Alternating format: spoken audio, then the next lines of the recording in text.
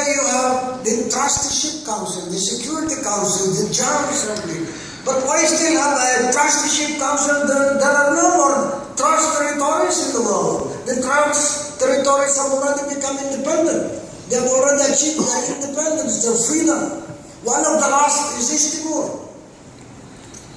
So perhaps there is need to restructure the Trusteeship Council and call it the Interfaith Council, to bring together the great religions of the world into the United Nations network, so that the religious leaders of the world can complement the efforts of governments, of parliaments, of political parties in the solution and peace and reconciliation and development in Latin America, in Africa, in Europe, in Asia, and around the world.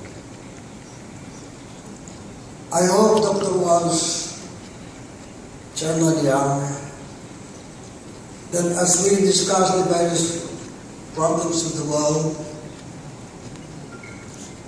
all of us can go home after the end of this summit and speak to our foreign ministries, to our parliaments, and to our governments.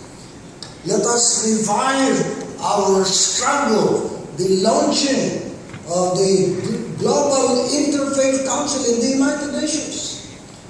Not to compete, but to complement, to assist, to augment the efforts of governments and foreign ministries to solve the conflict problems around the world.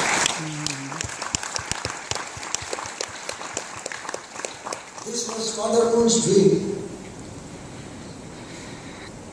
And since 1993, 1994, I spoke at the UN system almost every year to see how we can bring this about.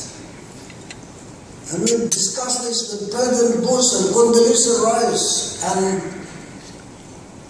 the General Colin Powell and Ambassador Negroponte in the United Nations.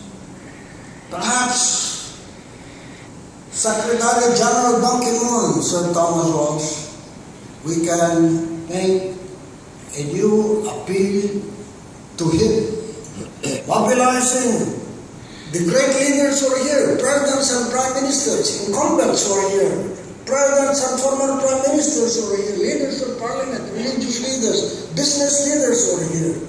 Let's send them a new petition to wake them up. Today there is need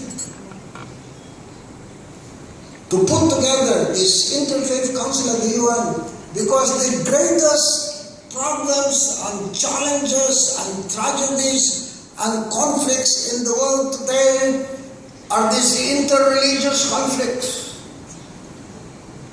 The violence in Syria, the violence in Iraq, the violence in the Gaza, the violence in Afghanistan and in Pakistan, the violence in West Africa, the violence in our part of the world, Southeast Asia.